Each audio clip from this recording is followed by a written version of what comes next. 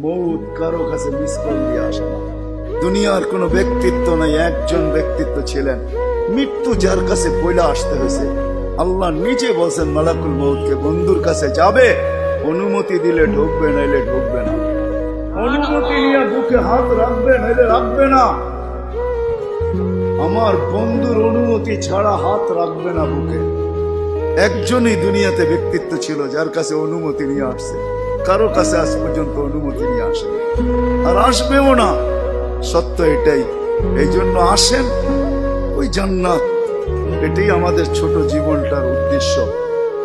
এই জন্যই আল্লাহ ডেলি ডাকে, 5 বেলা ডাকে, গ্রান্টির দিয়া ডাকে, সিল লাগা ডাকে। ইদা সালুহা সালুহা সাইরুল আমাল।